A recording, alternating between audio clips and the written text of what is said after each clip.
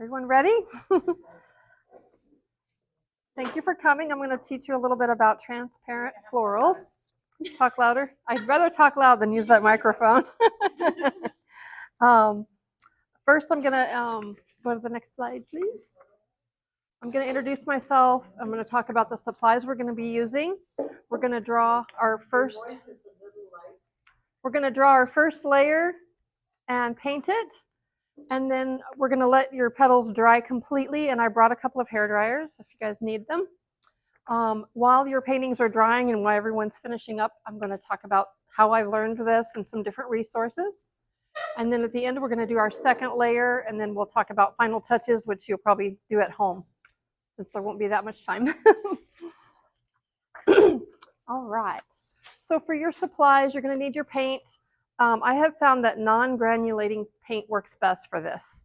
And then you're going to need like a thick and a thin version. So like here, I like to use these trays where I can put a really watery version and then just a thick version. You can use your regular dry paints too, that works fine. And 100% cotton paper, of course, because you're going to use a lot of water for this. And I like a large round brush, something that holds quite a bit of water. I think that one is a size 10. I know they're different for every brand, but you want it to hold a lot of water and to be able to soak up a lot of water. And then I usually have a receptacle with like my paint water and clear water, because you're going to need clear water for this. And then of course your paper towels for absorbing. Okay, next. I'll tell you a little bit about me. I've been in Las Vegas for over 20 years. I have a day job. I work from home in commercial insurance. It's lots of fun, not really. No. I would love to do art full time. I live with my husband and my adult daughter and my 4-year-old granddaughter. So that's exciting. Put your lips on there. Oh my gosh. Okay. Can you hear me better? Yeah. Okay. One of my favorite things is taking online classes. So that's kind of how I learned this technique. I mostly paint florals. I do a few other things too. Hello. But I've also learned this technique, which is kind of fun. And then I'm also in the future planning on doing surface pattern design with some of my paints. All right. Next. Okay, so sometimes I draw things out first and sometimes I just do the petals. So if you're going to draw them, you want to draw your back petals first, as you can see in the top left photo. And if I'm doing something fairly complicated, this is a very simple one. I'll mark those flowers with a B for back. And then when I draw my front flowers, I mark them with an F for front, because sometimes it can get confusing once you draw all your florals on there. Then at the end, I use my kneaded eraser to lighten up the lines. I don't like my lines to show through too much. And then, of course, you don't want the back petals touching at the beginning. All right, next. Okay, like I said before, your paint consistency, you want one version to be extremely watery, and then you want like a thicker version. And you guys are mostly all experienced, so you understand all that. Okay, so for the first layer, you're going to paint one of your back petals, and I do all the back, I do one petal at a time, excuse me.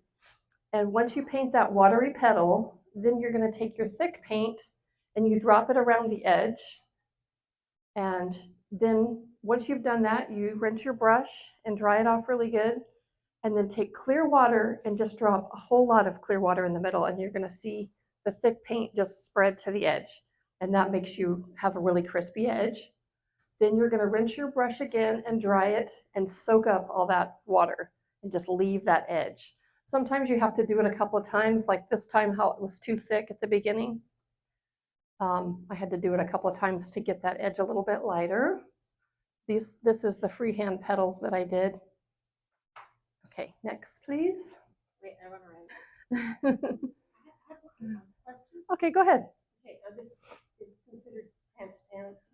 Yes. Watercolor paint. Yes. I have a question. Then why are we putting so many layers of color on? Well, the reason it's called transparent is because, like, towards the end like once you get done, the petals look transparent.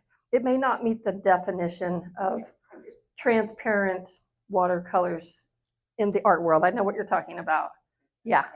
Yeah, no, this is just a technique that's separate from that. Okay, so you're just using exceptional a lot of water. Yes, so I use a lot of water in the middle, like, and it just literally spreads. And then you dry that up. That's what gives you that outline. Yes, yeah, because you want a strong outline because then it's going to show underneath. Okay. Next, please. I skipped one. You don't want to say let it dry. That's Oh, yeah, yeah. You definitely want to let all your back petals dry before you move on to your next section. Okay.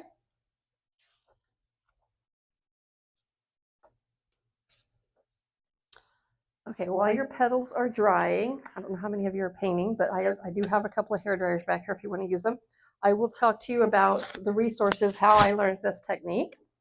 The first one is this book, which you can look at if you'd like, by Olga Kolsch. And that's how I painted that one pink flower I'll show you. Oops.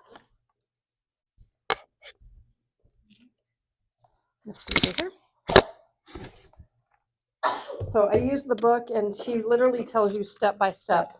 So that's what this painting is. Okay.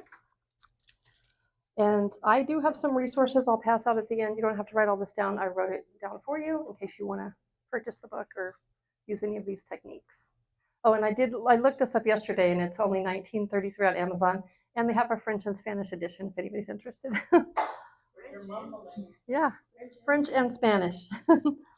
All right, next slide. The next class I took was by Katarina Kohlberg, and her website is called Aquarelle Design, if I'm saying that correctly. And these are the two paintings I did with her techniques. This one, the butterfly is not necessarily transparent, kind of, but it was really fun to do. And that class is only $29, and that'll be on my resources. Covered up my presentation. All right, next. And then the next one, one of my favorite artists on YouTube, which is free, is Imogen Lefebvre.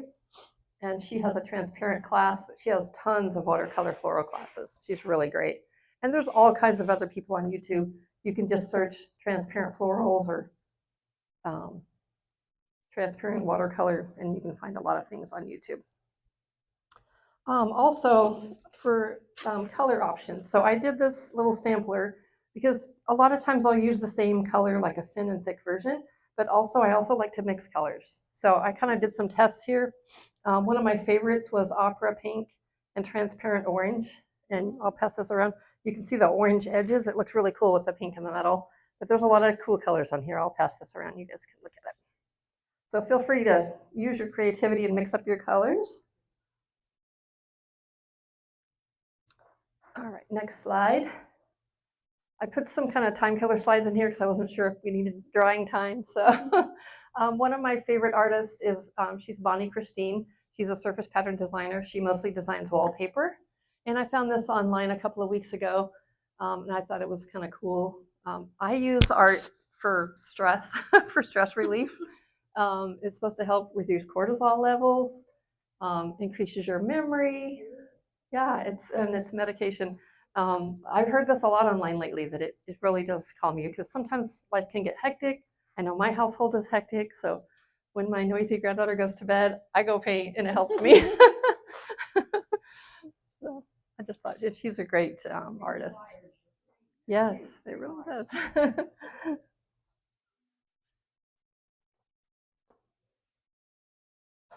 So you really are really going to be so transparent.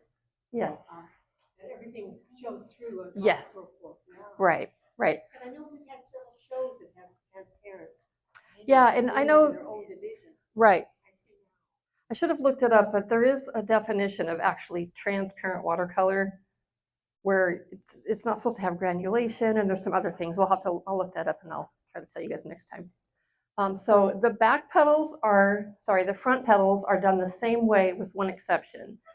When you're, once you drop your water in, when you're pulling that water out, You don't want to disturb these lines underneath too much. So like don't rub on them too much, just kind of gently go across those lines. Because sometimes if your back pedal isn't dark enough, then you won't see that line, and then that's what gives you that transparent look. So this is the same process we did on the back pedals. Just The now. exact same process, yep. You paint your light watery color, then you do your darker color around the edging, drop in your water and watch it spread. That's my favorite part. And then dry it out. But like I said, just try not to scrub too hard or wipe too much on those underneath lines. And that's what leaves those crisp lines. And like I said, sometimes you have to do it a couple of times if your bottom layer got a little dark.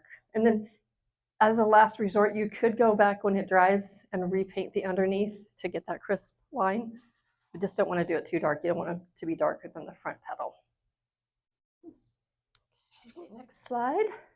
Anybody want to look at this longer? Any questions at this point? We good? Yes, I have a question, Yes.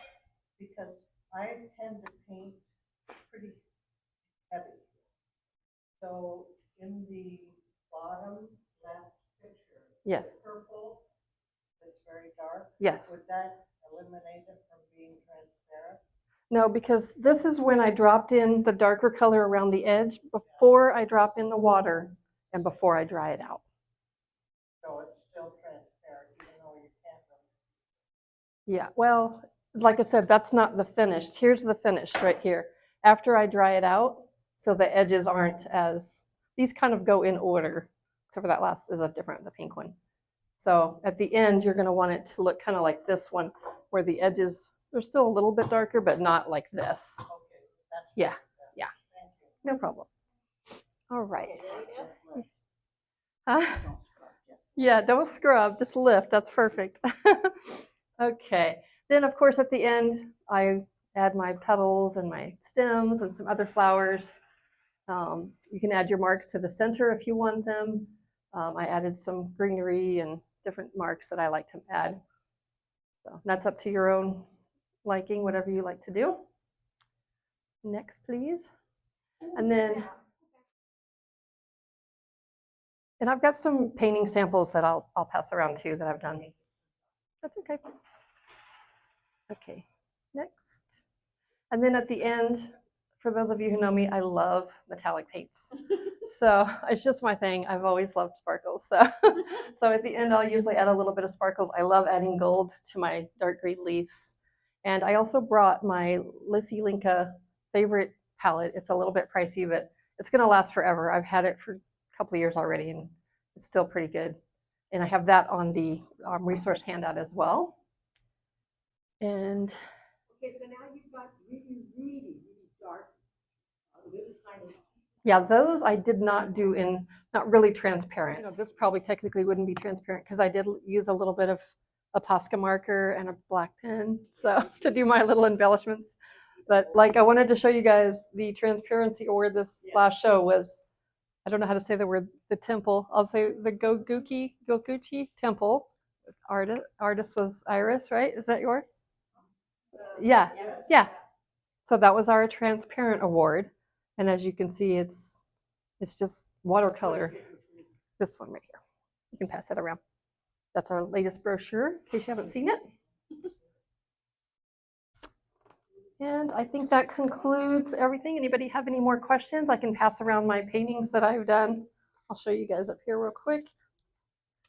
These are some I did that were just my own. I did find this blue had some granulation and it didn't work as well.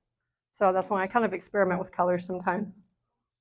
But I even did the little orange and yellow flowers in transparent. You can tell my favorite colors are pink and purple. I'm more into yellows and oranges lately, so I tried to do a different one. And these are some I've done in the past. This one has quite a bit of granulation, so it's not quite as transparent.